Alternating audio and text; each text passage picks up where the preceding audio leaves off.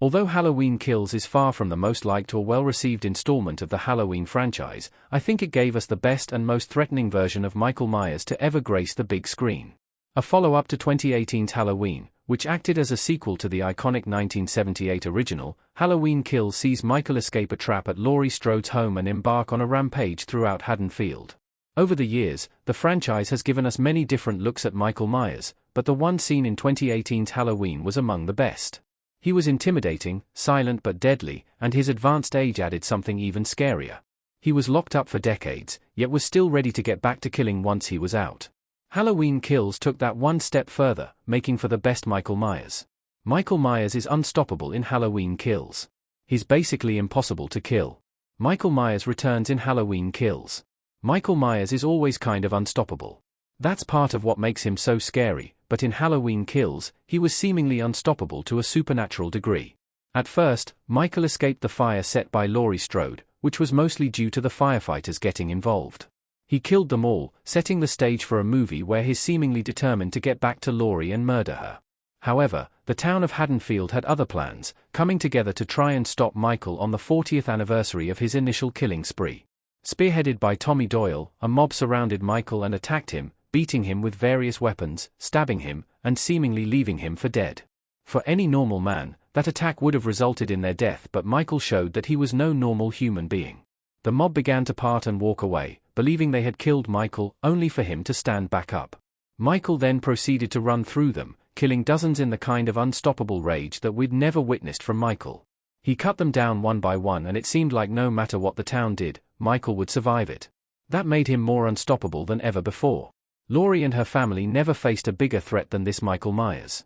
Michael went after several family members in Halloween Kills. Karen Nelson with Michael's mask in Halloween Kills. The history between Laurie Strode and Michael Myers began in the original 1978 film but continued in interesting ways. Halloween 2 introduced the concept of Michael and Laurie being siblings, which the Rob Zombie entries further developed, while the middle films also brought in Jamie Lloyd, Laurie's daughter and Michael's niece. However, that concept wasn't used for this modern trilogy since it picks up after 1978's Halloween. That means that in this timeline, Michael has no relation to Laurie and had only ever been a threat to her. When he escapes in the 2018 film and comes after her, Laurie has a daughter and granddaughter who are now in Michael's crosshairs. That raises the stakes to a point that hadn't been seen in the franchise yet. When Michael kills someone in the mob or a random Haddonfield citizen, it's scary, but when Laurie and her family members are involved, it takes things up a notch. We are connected as an audience to Laurie's family, so when Michael ultimately kills her daughter Karen at the end of the film, it's the biggest murder Michael has committed. He's taken something from Laurie that she can never get back, and it sets the stage for a showdown between the two that has never been more personal. Halloween Kills showed the right way to make Michael Myers somewhat supernatural. Michael was something more than a man, but it never went too far off course. Michael Myers' mask on the floor in Halloween Kills. There's always been an idea that Michael Myers is more than just a man. A lot of it relates to the fact that he seemingly cannot die, but going too far into the realm of supernatural would be a bad move. It would change the premise and vibe of the Halloween franchise too much. There's something scary about a man going on a killing spree with nothing really motivating him, that being some supernatural entity would take away from. Halloween Kills toes that line perfectly. When Michael gets attacked and put on the verge of death by the angry mob, it's noted that he's basically the embodiment of evil. It's not the movie flat out saying he's beyond a human, but it's just enough of a nudge in that direction that you buy into his survival and subsequent killing of the mob.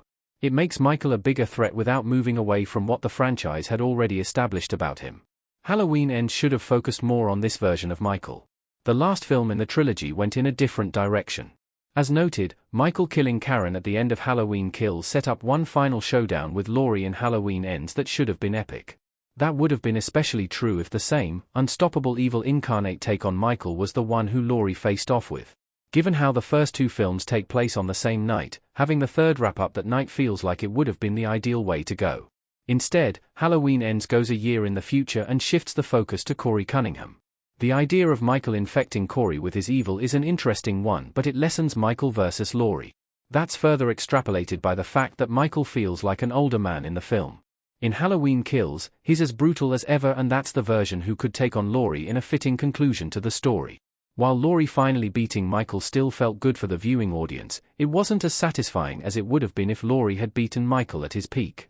The Laurie Strode from 2018's Halloween colliding with the version of Michael Myers from Halloween Kills was the final battle that the franchise deserved after all that build-up. It's unclear if we'll ever see Michael Myers on screen again, but this trilogy gave us the highs and lows of the character.